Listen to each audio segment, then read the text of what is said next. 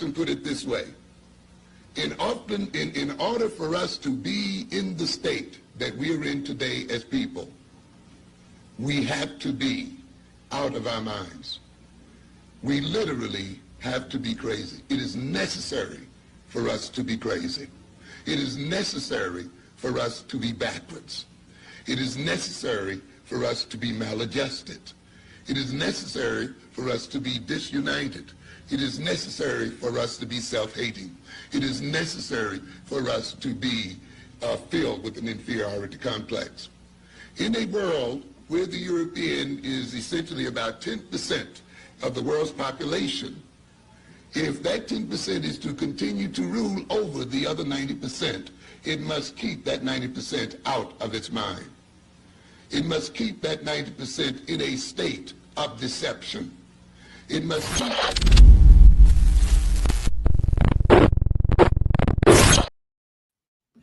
Good afternoon. This is Brian HRap Williams. Thank you for tapping in. This is the End of the Beach Media with a few minutes with HRap. I want to thank my parents, Dolores and John, as I do every day. I won't be on long today. I won't be on for a long time, but I'll be here for a good time. You already know what to do. www.theendofthebench.com. If you're not watching live, that is www.theendofthebench.com. If you are not watching live, you can see this in its entirety. If you have a link, you'll be able to see it in its entirety. Hit that like, hit that share, tell a friend to tap in. It is important that you do so. Let me just get right into it. I got 5 things that I want to cover today. I hear the same complaints on a regular basis, on a continuum. And I think I'm going to make some suggestions. These suggestions, I believe, if they're followed properly, they will enhance our community. The reason I believe they enhance our community, because a lot of these things we used to do as a culture, as a community, as a group of people. And I think we no longer do them. So we suffer the consequences of no longer doing them. I don't think we respect our history enough. I don't think we respect our elders enough. I don't think we respect a lot of things enough. And I'm going to be frank. I think we complain too much. We complain too much because, see, it's easy, especially with the advent of social media. The advent of social media allows us to make a boatload of complaints. And then we don't have to be accountable for anything. We complain, we point fingers, see if, but then no action behind it.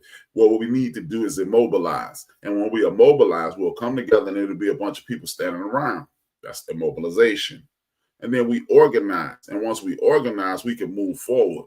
We must mobilize, come together, organize, and then take action. If we don't do these things, we're going to continue to complain. It's a lack of a lot of things in our community. And we always, a lot of people say, if we were more like, nah, we don't need to be more like anybody. We need to be like who we are. Because most cultures on this earth are following our blueprint. The Black woman and man in the United States of America are the blueprint of just about everything on this planet. And I'm not disparaging anybody. If you want to be tough, if you want to be resilient, if you want to be academically excellent, if you want to have excellence in your culture, if you want to be creative as all get out, you can look at our blueprint for all of those things: spirituality, academic excellence, agricultural excellence, architect, mass business excellence. All of these things come right out of us. And we continue to look over at other people and say, look at them. Why are we looking over at someone else who's reading our blueprint and building their culture and saying we need to be more like? That's the thing that, in my opinion, that has disturbed the apple cart and put us in a confused state of mind, if you ask me. Like that Dr. Amos Wilson at the beginning of the show, and you'll hear me again when the show ends. These are the things that are disturbing our community. These are the things that are stopping us from being as great as we can be. Who else has overcome the obstacles that we have? A lot of us are descendants of people who were captured and prisoners of war, who were raped, pillaged, disrespected, disregarded, beaten, captured, tarred and feathered, and things of that nature. And groups were created to hate us. Find me another group of people on this planet that it was a created entity to hate us. And it's not just one, like you identify the Ku Klux Klan as a hate group. There have been literally a couple dozen groups of people that hate people that look like you and I for no reason at all. There are other people that look just like us in other countries and in other neighborhoods that hate us because of the propaganda that was been spread about us being lazy, us not wanting, us being spoiled. And then they get a taste of it and they, hey, we need to unite. We said that. But the first thing I want to talk about is the restoration of pride. The restoration of pride is key in this situation. A lot of people, I have individual pride. Yeah, I know it's not you. See what you do, ... Yes, I know. For everybody else, besides those people who have an answer and they're doing it, but they still complain about it. How could you be fighting a good fight universally, but the fight is still permeating in your own spaces? Like I say every day, it's about family, it's about relatives, it's about clan, it's about tribe, it's about clan, it's about nation. I say it all the time, but if you're doing it, that means everybody around you shouldn't be suffering these ills. You should be reading about them, and then you should be like, I should call my cousin, I should call my aunt, I should call my brother, I should call my friend in that other neighborhood that it's all happening, but you're not. So therefore, the restoration of pride is one of the biggest things I need us to understand about. How do you restore the pride in this community? Oh man, people don't care anymore. People do care anymore. See, when you have pride in yourself, you don't have time to look down your nose at anybody else, because if they're struggling, self-pride allows you to attempt to uplift that person. And again, I understand, because I've heard these conversations for dozens, for 5 decades. I've heard these conversations where people don't want to. How in the entire hell can you speak for an entire nation, an entire group of people, if you haven't spoken to each and every one of them? See, a lot of people don't have the information you have. Therefore, if you stop saying what people should have and start extending yourself so they can have that in that moment, you'll find yourself willing to help restore the pride. How many of us are taking deep dives in our history? How many times, let's just go with the supporters of me in this program. How many times have I showed you a video and you were like, damn, I didn't even know that? See, I could look at you and go, well, that's common knowledge. You should know that, but you don't, which should let you know that there is an organized criminal activity to stop you from being the best you can be. The number one way to restoration of pride is to understand why your people, why your family, why your relatives, why your clan, why your tribe, why your nation is in this state. That's what you need to understand. And stop dismissing it like other people do. That was a long time ago. No, it wasn't a long time ago. Because if you're my age or within 10 years of me going down, like younger than me, I guarantee you talk to somebody who at least had a conversation with the person who was enslaved. Guaranteed. It is a guarantee.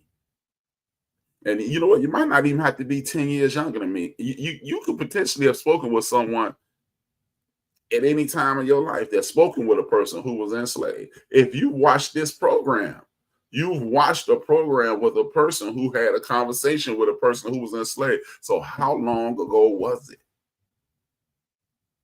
How long ago was it? But if you have pride of who you are, you understand this is what we were up against. And this is what's holding us back, because individuals Barack Obama and Oprah Winfrey and Denzel Washington and Eddie Murphy and Michael Jordan and LeBron James and people like Bob Johnson who become billionaires and other people who become billionaires in this world in these United States. Yeah, that's a few people. But how many of those people going door to door, knocking on the door? Hey, what you doing, HRap? Well, I got $100K for you, man, because I know you trying to do the right thing. None of them. None of them. This was one billionaire who paid all the student loans at Howard. But hey, that's one graduation. That might be what, 10,000 people, 5,000 people. And that's not to dismiss that awesome deed. But again, it's only helping a few people. But when you understand what you've come from and what you fought through, at that moment, you will realize, whoa, this is tough. Because if it takes, just let's look at somebody who's been essayed. If it takes them 5, 10, 15 years, or if you see stories where someone has been essayed and then when they essayed when they're 10, 12, and then when they're 40, they get a breakthrough. This is what's been holding me back. So that's 36 years of you struggling. That's you 25 years of struggling to deal with these things. But you want people who got essayed, one person who got, well, just imagine a whole neighborhood of people who were getting essayed, and then somebody piled on to that, and then the discrimination, the oppression, and things like that nature were piled on top of that. And then they start having kids and it's passing on to the kids and so forth and so on. That's what you're dealing with right now. So if you're strong enough to not have to deal with those things, then damn it, God bless you. But everybody ain't that damn strong. Everybody is not that damn strong. And more than likely, because you're dealing with it, don't mean you that strong. You're just dealing with it. And at some point, it may come to a head with you. But the restoration of pride is also having conversations with elders, talking to the people about what they've gone through so you can get an idea. So you can make statements like never again. So you can understand, you know what, I can't do anything less than the best that I can do. That is the number one thing in my life. The most I can ever do is the best I can. Oh, I'm not good at math. How you know? Did you try it? Did you immerse yourself? Did you immerse yourself into mathematics like you did football, basketball, baseball, television shows, books, and things of that nature? Or did you just say, hey, this is difficult, I keep getting it wrong, and it's hard? Well, you know what? Most things that are difficult usually make you a better person. See, we've been trained. Hey, I'm just not good at math. Like me, I am the living manifestation of what I'm talking about. I am the worst speller in the world. You know why? Because I wasn't paying attention. They was laying out the rules and spelling, and I never went back to even learn them. And now I don't have to be able to be a good speller. All I have to do is look it up. I can put it in my phone, it'll correct it, and I can look it up. And I have good enough memory to, I know how to spell that word now. And I just keep doing it. Every time I struggle with a word, I do it. I put it in my memory bank, and now I can spell it. But hey, you know what's funny? When my mother was alive and I was younger and I was in academic situations, if my mother asked me to spell any word in the dictionary, I would spell it and spell it properly. You know why? Because I understood it was a point of contention. If you were academically inept, you have an issue with that lady. So I didn't want the issue. Therefore, I would dig into my memory bank. Bam, I knew how to spell it. And I knew the rules. And like I said, I didn't pay attention, but I heard the rules. I understand. I before E, all that. I know that. But you know what? It ain't forced into me anymore. The love and the adoration that my mother poured into me made me feel embarrassed if I didn't respond with what she wanted. See, instead of striking our children, and I know this is off the beaten path, instead of striking our children, you pour so much love into them. So if they don't live up to their capabilities, your disappointment will crush them. And I don't mean destroy them. It's just like they're like, oh man, oh my God, he or she is disappointed in me. They are disappointed in me. And again, that's a point that I experienced with my grandmother, my dad's mother. I was messing up in school, and my mother took me right to my grandmother, and she talked to me for about 40 minutes. No more bad grades out your boy, because the way she talked to me and the love she was giving me, and if I ever had to have that conversation with her again, I would have felt horrible. See, that's worse than the actual spanking of a child. Just let them know how much you care, how much you agree with them, or believe in them, what they're capable of. Just continue to pour into them, and then they'll feel great. And when you're disappointed, they would, man, I wish you'd have just hit me. Yes, and me and my cousins, we all three of us, me, my cousin Mike, and Vince. I can remember a conversation. He's like, man, just don't have my dear talk to us, man. Ooh, I don't want to deal with that anymore. So that is a point of pride. She poured so much love and adoration and support, and boosted me up so high that when I disappointed her, it bothered me. And if we start doing that as a community, the pride will return. So, because like, if you follow me on Facebook at Brian D. Williams at Facebook, every day I post something about history, so you can see these are the things that held our people back. These are the things we overcame, and these are the things we accomplished while in the midst of all this oppression, denigration, and disrespect. That's what the restoration of pride is. And then you start talking to your families. And then you start talking to people that are around you. And then you start restoring things like family reunions. See, it ain't like it used to be. That is the prevailing thought on social media, no matter what platform I've been on. Spill, Facebook, Twitch, Twitter, no matter what it is, if it's interactive and people can post around the holidays, it ain't like it used to be. Because you know what? We've become foolish enough to believe because my cousin Fred I don't like my cousin Fred, I don't have to go to I don't have to invite him to the cookout. The cookout ain't about your black ass, though. It's about the restoration of the family unit. See, the restoring the pride, because you know that dude that you don't like, that woman that you don't like that's related to you, they've had information about your family that is invaluable. And if that person messes around and transitions and you don't get it out of them, that's your tank could have been a little closer to full, but now it's going down, and it'll never get back to that level.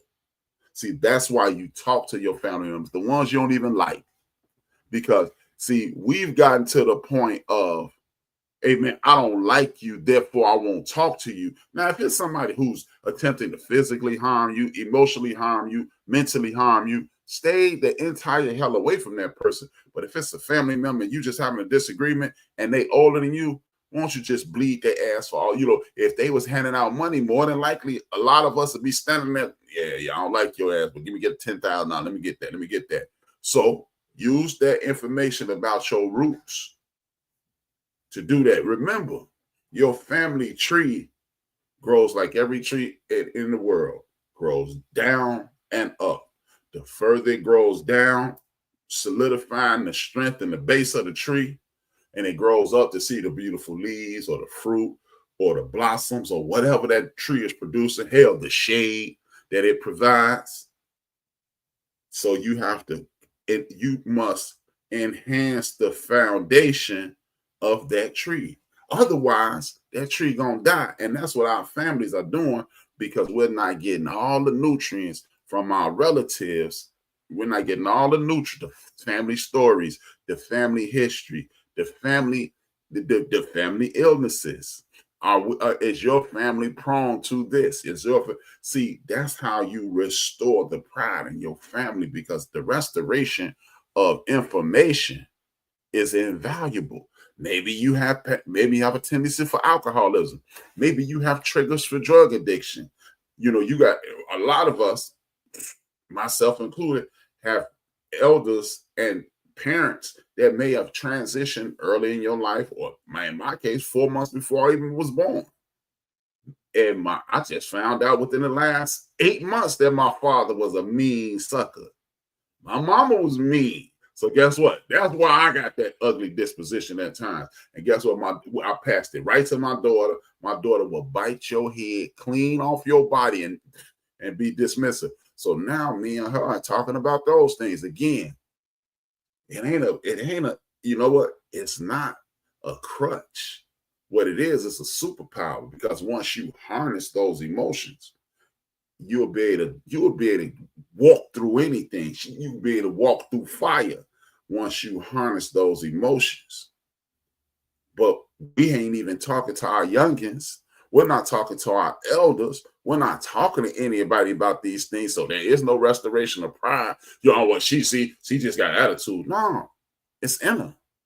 But once you teach her how to harness that phoenix, I let it out when I need to. Now then I reel it in. And then her children and her grandchildren, and it makes her a stronger person. It makes her a stronger parent. It makes me a stronger grandfather, and so forth and so on. But if you're not talking to your elders, if you're not talking to your friends, I mean, your cousins, your aunts, you losing. But it's a long time ago. That really don't count. But how many of y'all have either said and or heard, you act just like your daddy, you act just like your mama? Well, people said about both my parents. My grandmother, neither one of my grandmothers played any games. Neither one of my grandfathers played any game.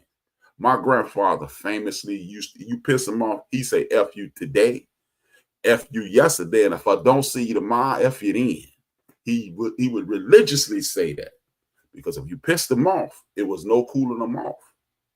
And that's but guess what? When you know those things and you feel yourself being triggered, you can reel yourself in, because we live in a world where people are inept emotionally. So when they see you triggered, they're gonna bring you down to that level. They're gonna, it's just saying in the Bible, don't cast your pearls as swine. That means don't be around nothing as people, because you bringing greatness and they're suffering. And part of that suffering is their heritage, because they don't know. The people will tell you, well, I heard it was this. So you're going to repeat something stupid that you heard. Well, I heard it was this. Who told you that? Well, it's just something I heard. So you're dumb enough to repeat something that you didn't look into. I had a conversation today with a good friend, and he said, I thought that was this. And I said, nah. And I gave him some details. He didn't even have the courtesy to say, I apologize, man. I always thought it was that. He just went on with the conversation again, because he would rather believe, because somebody who he respects more than what I'm saying told him this, and I'm in the midst of the fire. And I told you that's not it. At no point did he say, damn, I didn't even know that. He just continued the conversation as if he knew something and I didn't, and I'm at work doing it. That's because you don't trust yourself enough. Like people who listen to me do this program for the first time, I have literally had people walk up to me and say, I didn't know you were that smart. First of all, I'm a funny ass dude. I'm funny as hell. You can't be stupid and funny.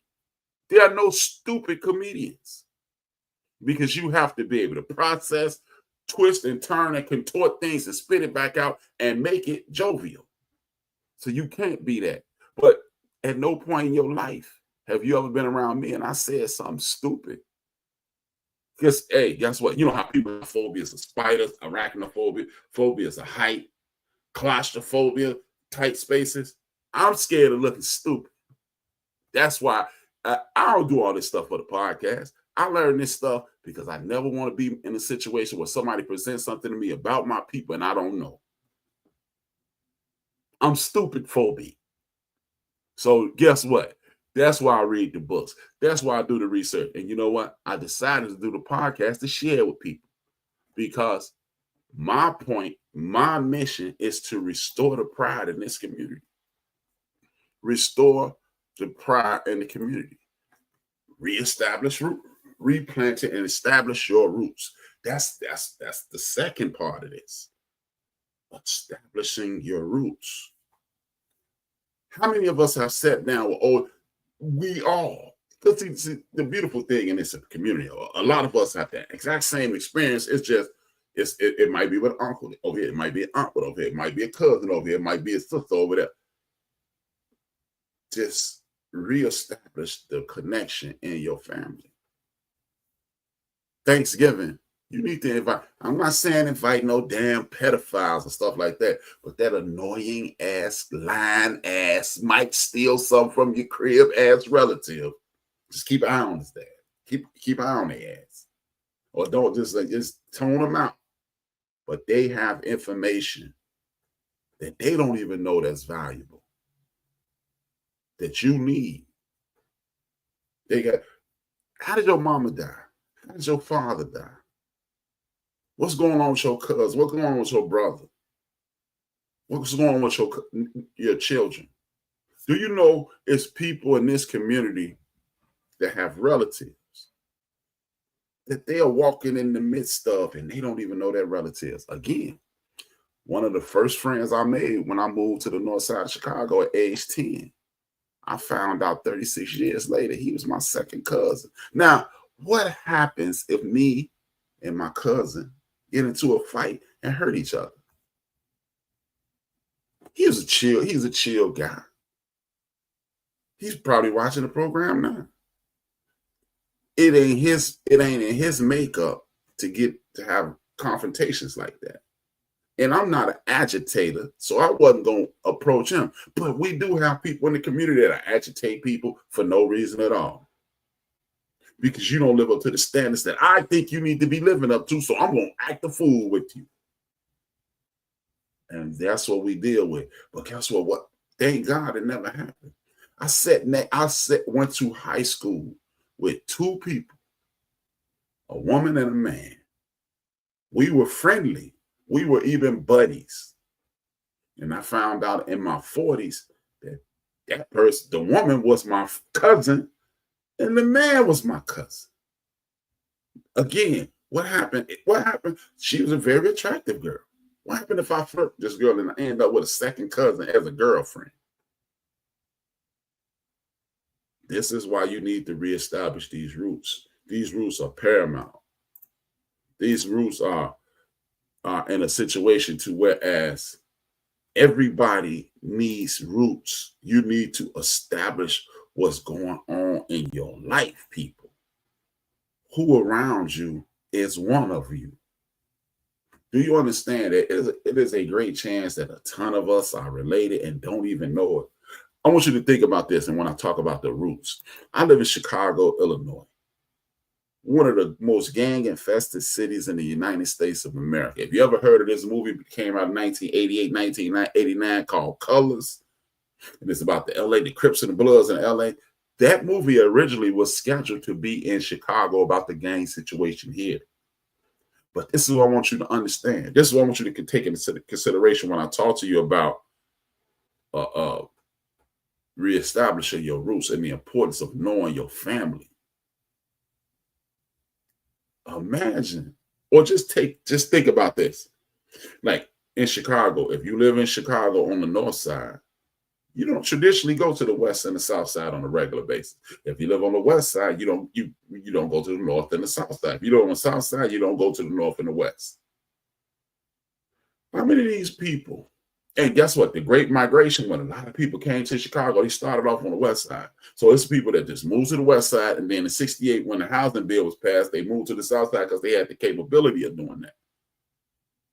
How many of these gang members have inadvertently killed their family members? Because I live over here, I don't go over there, and then we interact. It's violence. It's on sight. As the kids say, it's on sight. How many of these people in this city? Like 1972, 572 people murdered. 1992, 972 people murdered in 1972. So when y'all say it's getting bad, really, 917 people were killed in 1992, and when nationally y'all start hearing about it, was 450, 375, and 500 people. So is it getting bad, or is it just being told? But how many of those 1,800 people that were murdered were family members not knowing that that person is a family member. How many of us has that's happening in LA? That's happening throughout the South. That's happening in all major cities where we permeate. How many of us have killed our relatives? Because, hey, in a friendly sense, my cousin Vince and my homeboy Dre, we used to play fantasy football, and they used to cuss and scream and cuss and scream and cuss each other out. Until one day at my cousin Mike, Vince's brother's bachelor's party, I introduced them. And I said, hey man, this is my cousin Vince, this is my man Dre. And they embraced, because they had been cussing each other out for 5 years. Never ever laying eyes on each other. But if that could happen in a friendly situation, they showed each other love. And hell, Dre took it hard when Vince was murdered. He like, damn, that's horrible. They went from cussing each other out online to being friends. So how many of us are hurting our family members because we decided to join street organizations? I'm not going to call them gangs, because you don't call it damn La Costa Nostra.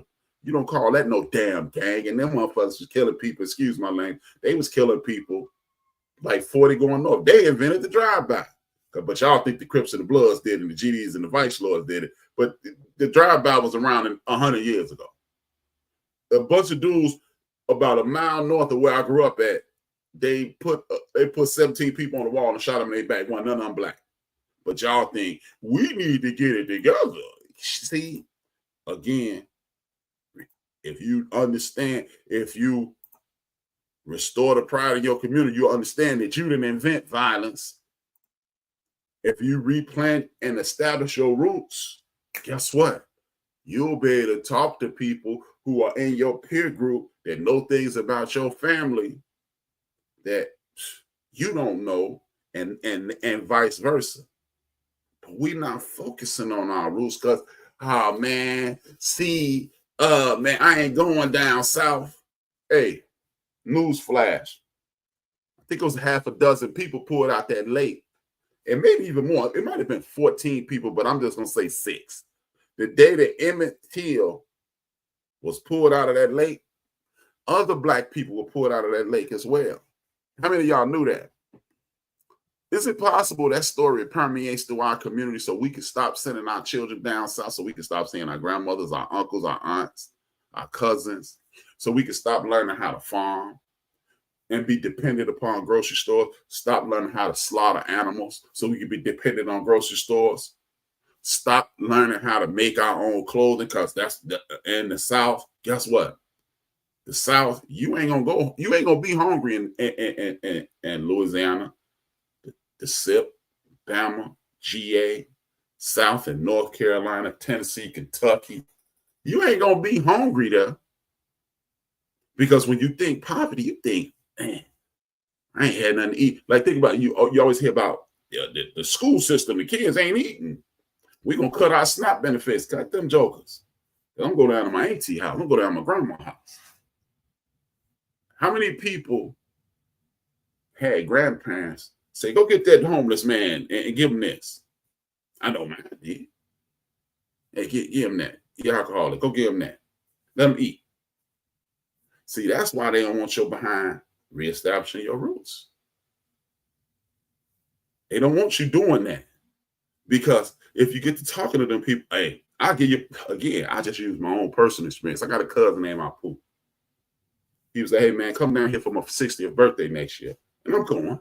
26th of May. Next year, I'll be in Jackson, Mississippi. Indeed. And he was telling me about how he has acres of land. He said he got 26 acres allocated to himself, and it's over 326 acres that belongs to our family. He knows how to gut a hog. He ain't gonna gut no hog. He a Muslim. He knows how to gut a hog. He knows how to gut a cow. He knows how to make clothes from their hides. He knows how to plant crops. He knows how to do those things. So guess what? We tell you this story about Emmett Till, and we put a halt on you planting things in your backyard.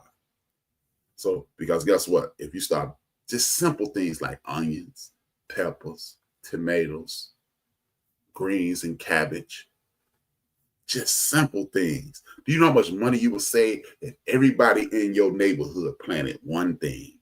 If the man on the end of the block planted nothing but greens, the next man or woman plant cabbage, the next person does bell peppers and onions and stuff like that, and so forth and so on.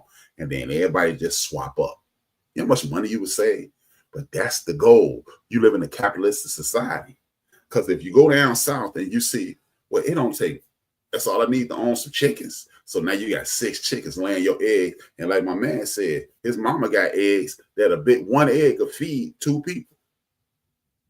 So you got eggs. Because I grew up, again, 13, my grandmother was at 1655 West Hastings.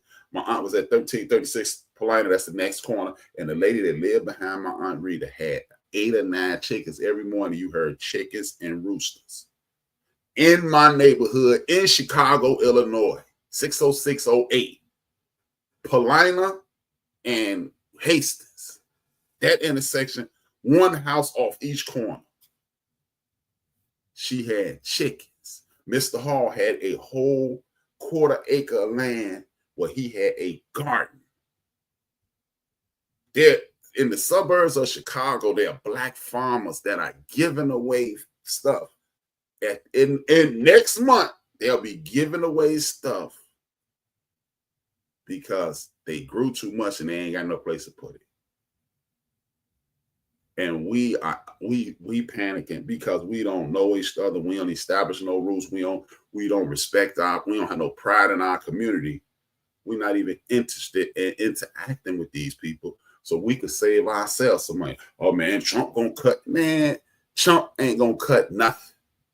And if you had more pride, you would understand we the people, in order to form a more perfect unit, to establish justice and secure domestic tranquility, provide for the common defense, promote the general welfare insurance.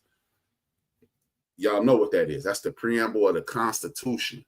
And it basically says, if you organize, if you are mobilized and start talking, and then organize and start putting forth effort, it don't make a difference if it's a Democrat or Republican, because it is a government of the people, by the people. You think, well, it's going to take 4 years. No, it don't. Because you can, if you start putting pressure on Dick Durbin, Nancy Pelosi, Jasmine Crockett, and these other elected officials, then they would have to stop voting against your best interest. You ain't got to wait. It is called a public servant. It ain't a public dictator. Servant, civil servant. They asked you for the ability to represent you, and you sitting around saying, "Oh man, they ain't gonna do it." Would you live like that in your house? Hey, son, mop the kitchen floor. And then go there with your wife or your girlfriend. He ain't gonna mop that floor. I'm gonna have to get up and mop it later. No, mop that floor, or I'm gonna mop it with you. That's it. Now you can't impose bodily harm on these elected officials, but you can involve financial harm on them because they up there getting rich. So if you want to keep getting rich, you're gonna do what I said. But we're not doing that. We're not doing that. What we're doing is complaining. In the cultural competition, why are you competing against me? You need to be competing against the power structure that has attempted to destroy you. The same power structure that put that dope in your neighborhood, that cocaine in it's a difference in dope and cocaine. Dope is heroin, cocaine is a narcotic. So let's establish that, and let's not no. Put them drugs in your community. Put them military grade weapons in your community. How is it that Tyree got a grenade? Just help me understand that. You got a what? A Russian AK-47. You can't even spell Russian, but you got a Russian firearm. How did you get that? Again, but you competing. Your neighborhood is competing against another neighborhood. Now, if y'all not competing to raise the most money to get the school supplies out of control, first of all, the school supplies are not out of control because they don't even use pencils and pens anymore. So, but since they out of control, see, they get you believing it. Since the school supplies are out of control, what I want you to do is compete to see who can raise the most money so we can give it to the school so the school could be better off. Who doing that? But we got, hey, my lawn better than your lawn. I got a bigger TV than you. I got a fancier car than you. And all you did was, I made the white man who owned Best Buy richer. I made the white man who owned the dealership richer. And I made the white man who owned the TV company that let Best Buy hold this stuff richer too. Meanwhile, you struggling.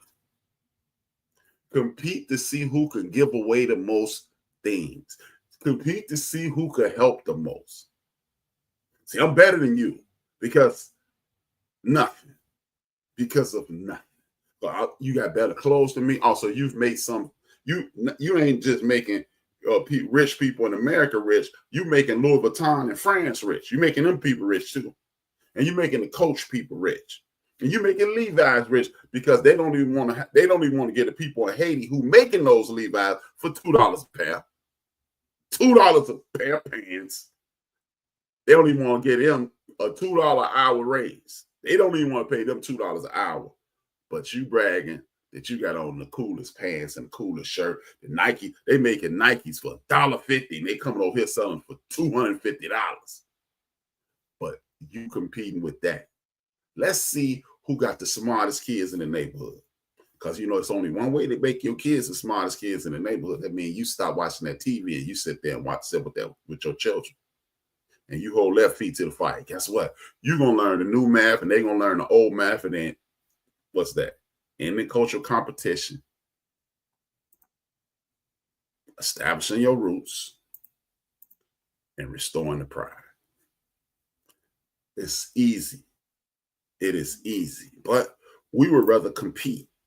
We would rather sit around and, hey, I bet you I can make the Christians look stupid. I bet you I can make the Muslims stupid. See, that's stupid. And then I can make them Jehovah's Witnesses, they crazy. Why don't you let that person believe in God the way they want to believe in it? And then you focus on you spiritual. I'm spiritual. What? It's a tool or it's a toy. A lot of us, this is a toy. I use it for both. I ain't gonna lie. I ain't no better than nobody. I use it as a toy because when I'm at work at night, you know what I do? I play games on it. Hey, I broke my glasses, so I can't even see half the night. So it's a video game for me until I get some new glasses. But tool or toy. See, I told you that because I'm not better than you, and I'm not condescending to you. I'm not preaching down to you. I'm letting you know as I speak to you, I'm speaking to myself. See, but we competing. See, I'm going to be better than you. No, you're not.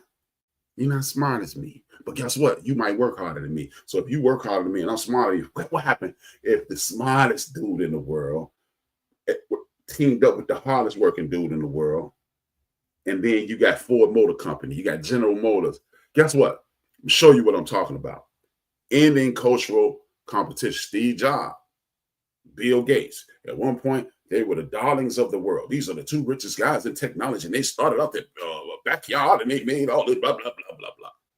Steve Jobs he built up Macintosh, which we know as Apple. And then the board of directors said, man, get your clown behind out here. They ran him out the joint. So he standing outside without a coat financially. He got a whole lot. He had more money than us at that point, but he didn't have enough money to do what he wanted to do. Guess who gave him the money? Bill Gates. In cultural competition. And then once he built his name and his rep back up, he created another entity and then took over Apple again before he fell to his demise. But you see how they ain't competing. They competing against us. That's why you believe you're a minority. That's why you believe you're a minority. I could play, you know what? I might just do that, man. I'm going to do that. I'm going to play you a video. I wasn't even going to play this video. It's just something I had in my phone. I'm going to play you a video of somebody. Yep, this video is in my phone. Yep. I'm gonna play this video for you, and I'm gonna let you understand what you up against, because this lady is gonna show. I've been telling people for years, like when I say I don't like white people on this very program, y'all think I mean I don't like people of European descent. White people are different than European people. I know they're one and the same, but they're different, because people who identify as white, they're not. You will hear a so-called white woman express what I'm saying, and hopefully you will get what I'm talking about. But they tricked you into believing you're a minority. Until this pulls up, they've said they got you believing I'm a minority. I'm a non-factor in this situation. Nope, you're not. You are. Let me stop this. I'm gonna download this. You are not a minority. You are part of the global majority, and they've tricked you into believing it's less of you here than any. No, because as you will hear this self-proclaimed white lady, but you notice she's going to say, listen to what this woman is going to say in a second. I'm going to let you hear something. See, you ain't got to believe rap, because see, he radical. He what else am I? I'm militant. See, rap be going there, man. You know, man, he be saying, but he radical. So you know, you never know with rap, man. But I'm gonna let you hear somebody from the other culture say this, and then you'll understand why you competing against you is the dumbest ish in the entire history of the world. I ask people, would you move to Africa if you had the chance? Man, they don't like us in Africa. So they run around here holding parades with black folks now? Because I missed every parade. I've missed every celebration of Black America parade. But you know what I ain't missed? I ain't missed them cops busting me upside my head before for nothing. I ain't missed being pulled over, driving while black. I ain't missed Dr. King getting his brains blown out. I ain't missed my father. I missed that, but I ain't missed my father getting killed. I wasn't there, but I know it happened. Listen to this and you'll understand why. This is going to help you understand why I say I don't like white people. Here you go. Can someone explain to me what's wrong with white pride? Yeah, sure, no problem. Where are you from? Ireland, Germany, Spain. Where's your family from? Right? We're from Ireland. I have Irish pride, like a motherfucker. I am wicked proud to be Irish. Even though I'm like 4th generation. I bet you know where you're from. And I bet you're proud to be from there. So, you can have pride of your heritage. Why are you trying to have pride of your skin color? Now, the reason that black people are proud to be black is because we took their heritage from them, and they don't necessarily know which country in Africa they're from, or what village, or what tribe. We took that from them. So they don't get to have that Nigerian pride or South African pride, because we stole their heritage. Yours didn't.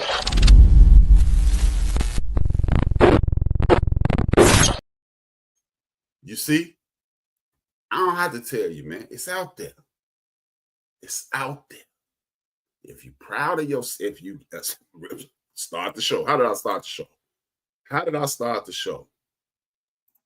Restoration of pride. Then I said, establish your roots, reestablish your roots, replant it, and reestablishing roots. And then I said, stop the cultural competition. Because when you stop the cultural competition, you realize 53 nations on that continent, several dozen nations in the Caribbean. The difference in you being Jamaican, Haitian, Honduran, and all these other nations down there with a bunch of people that look like us is this. Sit is that over there. Over there.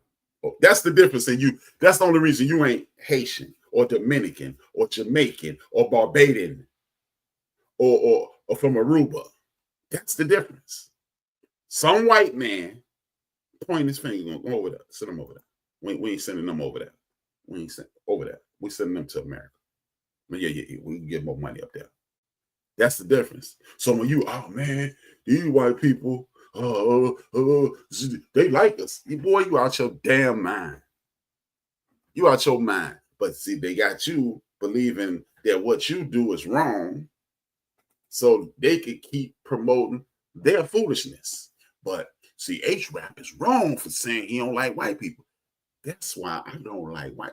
I ain't never said I ain't like Irish. I never said I ain't like Germans. I never said I like Polish. I never said I like French. But the people traditionally, there's some good white people who identify as white. Because if you ask them, I'm white, what that mean? What that mean?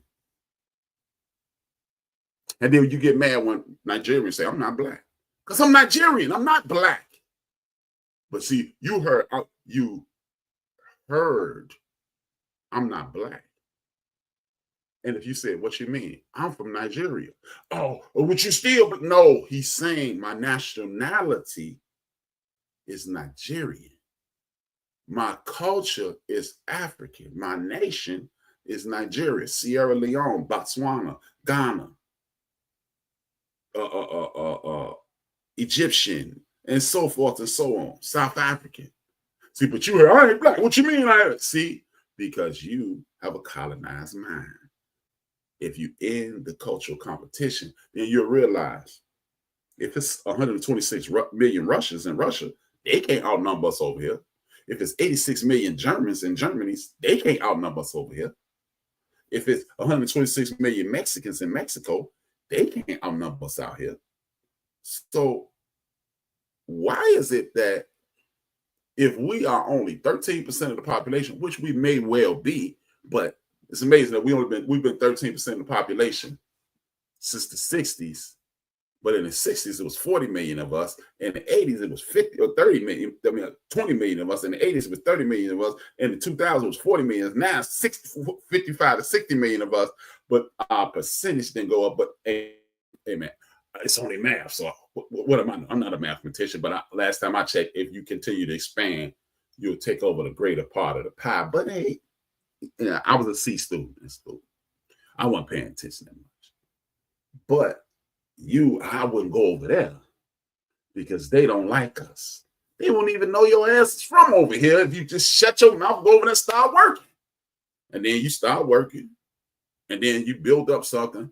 And they'll be like, Nigerian pride, just like, give you a perfect example.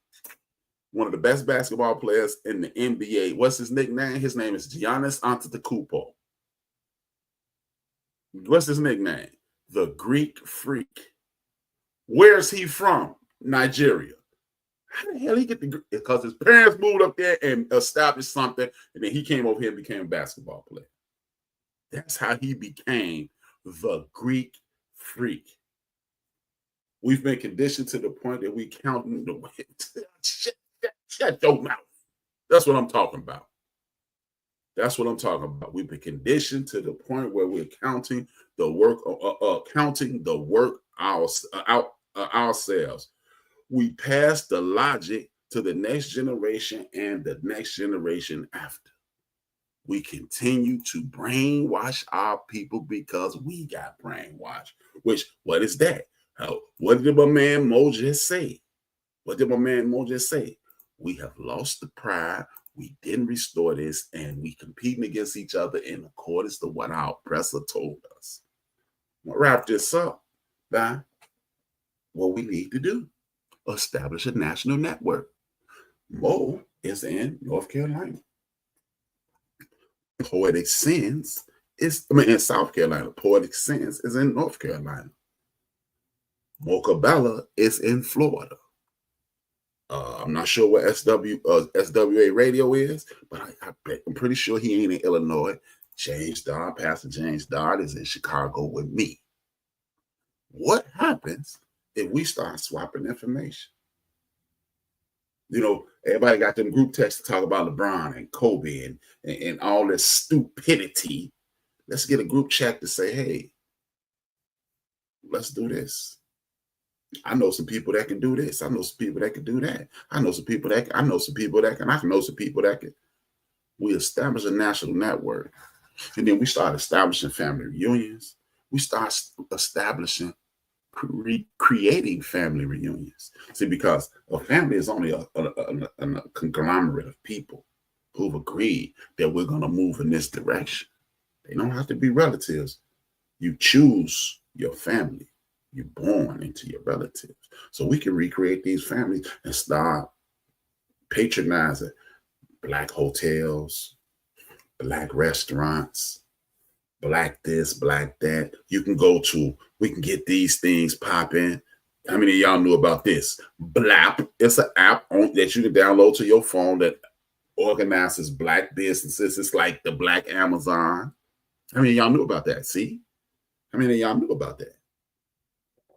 Official Black Wall Street is another app along the same lines. Official Black Wall Street will tell you what every Black business is in your community. You turn on, do I want to send alerts? Yes. And when you drive past a Black establishment that's registered with them, and they are registered coast to coast, border, and all around the world, it's a Black business over there. What? That's a Black. You go in there, it's a Black business. Maybe we need to start a group text to do that. What if we started a group text to do that? Because then we would create a national network of information and we can no longer be tricked. What if I started a group text with Poetic Sins, my little podcast, SWA Radio, and Pastor Dodd? So you got the podcast dude talking to the people in North and South Carolina, and Mocha, and she Haitian and Jamaican. So we can get Haitian and Jamaican questions answered.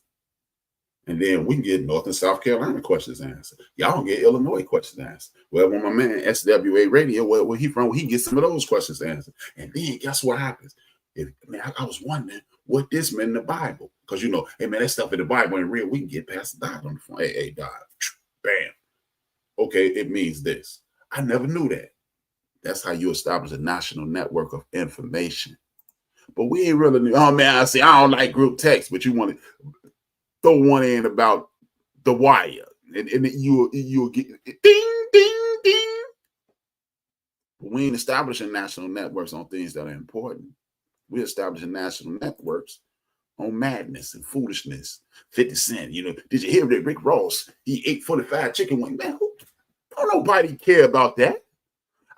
Do you know how many people walk up to me every day and say, boy, I was watching this podcast and I almost want to slap them, man.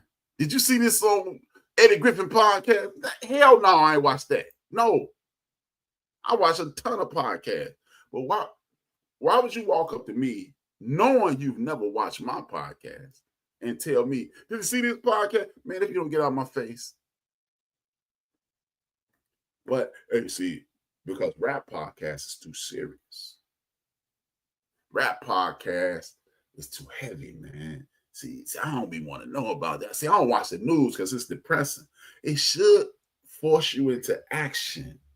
Because if you get forced into action, the situation around you will improve. But nah, we ain't gonna do that. We're not gonna do that. We're not gonna do that. See, y'all invited. That's what I'm talking about, man. Because it ain't about blood relatives. It's about creating families nationwide. Because guess what? Here's, like I said, man. One thing I know about this damn community, if you show up somewhere where some elders and some food and you ain't doing like, one of them elders, hey, I ain't seen you. They watching you. I ain't seen you eat all day. What you waiting on? My homeboy, Macy, brought my nephew around. We throw this football thing every Sunday. We still do it. I just can't go no more. But we still do it. And my nephew was there. And my man Macy walked up to my nephew. He said, hey, man, you're a big dude. He said, yeah, I'm kind of big. He said, hey, you like bratwurst? He said, yeah. You like Italian sausage? He said, yeah. He's like, you like chicken, dirty rice? Yeah. You like lasagna? Yeah. You like barbecue? Yeah. He said, well, you better get up and get some because the plate ain't going to come behind to walk to you. Because once you establish, hey, he would be. He got to eat, man. He got to drink. He got to have conversation. You know what I mean? It's what we have to do instead of being a stranger. See, I don't really mess with people. Like, you a lie. You a lie. Because guess what? The human race, I've said this on the program before, the human race is the only entity on earth, the only entity on earth that needs other people to be better. Sharks, they don't teach how to hunt dolphin. They just know. They just do it. Puppies, kittens. You can bring a kitten and a puppy into your house, raise that up to a cat and a dog. And when that puppy or that dog see that cat, he chasing them, and that cat gonna run. Oh, that's a dog. He know it. But you know what? If you raise a baby around a cat and a dog, that baby gonna start meowing or barking. If you raise him around some monkeys, he gonna be the greatest tree climber in the history of the world. But if you raise them around proper people, you will be a better human being. If you raise with wolves, you're going to hunt like a wolf. If you raised around righteous people, you too will be righteous. And of course, nothing is perfect. See, I know my community, because somebody that's going to watch this at some point and going to say, but what about, yeah, we're going over there with the what abouts because, excuse my language, you sound like one of the bullshit-a-lots. And we need to get rid of all the bullshit-a-lots. Go on over there. Because if you know what's going to go wrong immediately, you are not the answer, you're the problem. You are brainwashed to the point where you can't see the light because your eyes are covered. But the problem is your eyes are covered because you got your hands over your eyes. Stop believing. Or Haitian and Jamaican. Okay, sorry.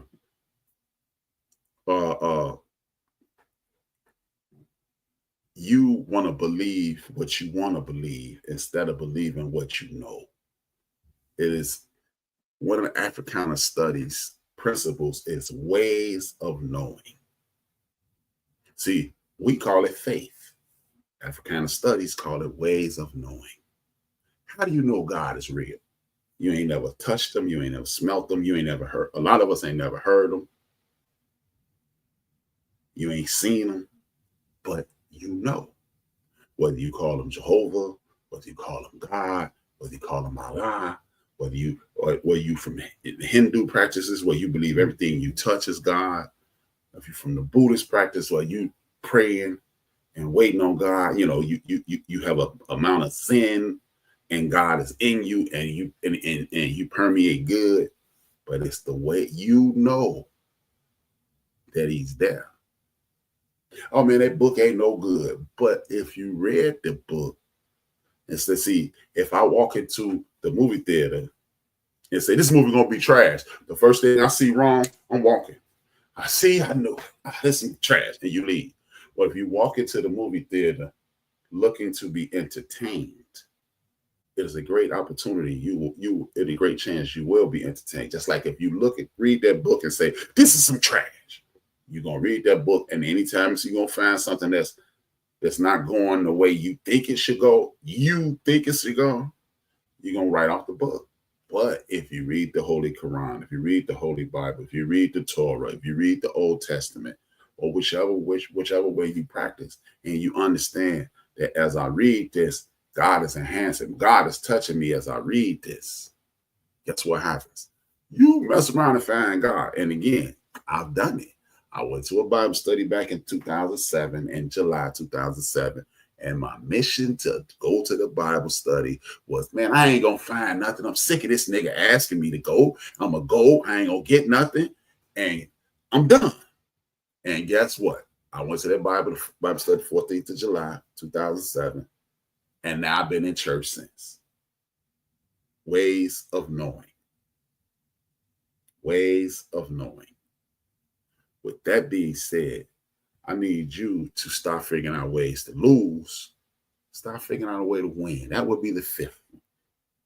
Stop figuring out a way to lose. Figure out a way to win. And your winning should, in my opinion, should only be counted as a W. if 50 people around you are winning too. Now, am I saying, hey man, get a Snicker bar and cut them to? No, I'm not saying that. I'm not saying not take care of yourself first. But that ain't a win. That's mandatory. A win is the enhancement of the people around you. If you're not enhancing nobody, you're wasting your time. So with that being said, thank you guys for tapping in. I'm sleepy as all get out. With that being said, 2 fingers, 1 word. See y'all tomorrow. And I'm growth in wisdom, knowledge, you see, self-understanding and self-discovery, healthy relations, self-control, all those things are hateful. But this is the only way a minority can rule over a majority of people, is by turning their minds backwards so that they love the things that destroy them and hate the things that move them forward. In order for these people to rule over us, we must hate learning. It has to be built into us. We must think that we can't do math.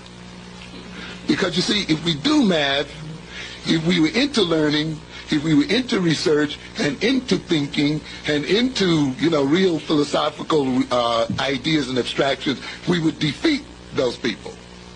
They know it. So consequently, what they must do is rob you of all of these things so that they may stay in there.